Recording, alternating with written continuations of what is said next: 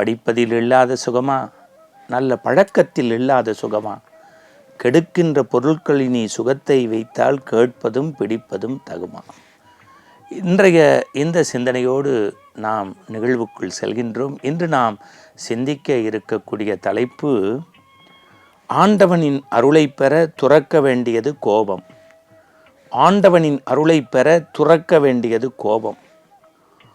கோயிலில்லா ஊரில் குடியிருக்க வேண்டாம் என்பார்கள். ஆனால் இன்றைக்கு கோபமில்லாத இதயத்தில் ஆண்டவன் குடியிருப்பான் என்கிறது.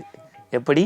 கோயிலில்லா ஊரில் குடியிருக்க வேண்டாம் என்பார்கள். ஆனால் இன்று கோபமில்லாத இதயத்தில் ஆண்டவன் குடியிருப்பான்.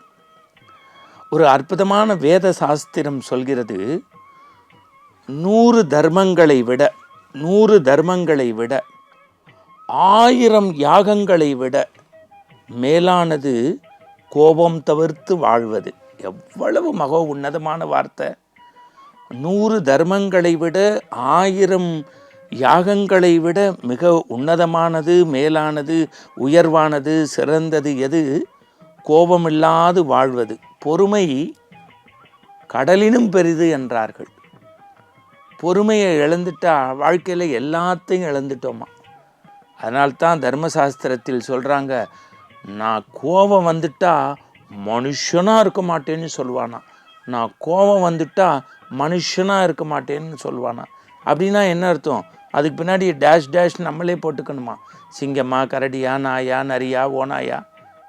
அப்போ மனுஷ குணமாக இருக்க வேண்டிய மனிதன் தன் நிலையை இழந்தான் என்றால் அதற்கு காரணம் கோபம், கோபம், கோபம், கோபம். 1330 குறள், 133 அதிகாரத்துக்கு 10 குறள் தந்த வள்ளுவன் ஒற்றை குறளில் சொன்னானா என்ன? சினம் சேர்ந்தாரை கொள்ளும். அதில் 2 பொருள் இருக்கு. அவனையும் கொள்ளும், அந்த சினத்தோடு சேர்ந்தவனையும் கொள்ளும். சினம் சேர்ந்தாரை கொள்ளும். அப்போ என்னன்னா, இந்த சினத்தை தவிர்ப்பது எப்படி? பொறுமையை கையாள்வது எப்படி? அப்போதுதான் ஆண்டவனுடைய அனுதினமும் அருளை பெற முடியும். நான் அண்மையில் படித்த ஒரு ஆன்மீக மலர் புத்தகத்தில் ஒரு மகா உன்னதமான ஒரு சிற்றுக்கதை, அப்படியே நம் உடம்பு காயங்களுக்கு மருந்து போடுவது மாதிரி இருந்தது. 2 குரங்குகள், தாய் குரங்கு, குட்டி குரங்கு. குட்டி குரங்கு அளவில்லாத தோட்டத்தின் மீது அன்பு செலுத்தியது. தானே ஒரு தோட்டத்தை உருவாக்க வேண்டும் என்று நினைத்தது. நல்ல எண்ணம், நல்ல செயல். தான் உருவாக்க நினைத்த தோட்டத்தின் முதல் படியாக ஒரு விதையை மண்ணுக்குள் நட்டது. தண்ணீரை ஊற்றியது. கண்ணை இமை காப்பது போல காத்தது. ஆனாலும் விதை வளரவே இல்லை. கோபம் கொப்பளித்தது. தாய்க்குரங்கிடம் போய் மண்டியிட்டது, முறையிட்டது, அழுதது, படுத்து புரண்டது, எல்லாம் செய்தது. தாய்க்குரங்கு பரிவோடு பாசத்தோடு சொன்னால், என் அன்பு குழந்தாய், நீ தோட்டம் அமைக்க வேண்டும் என்று நினைத்தது சரி.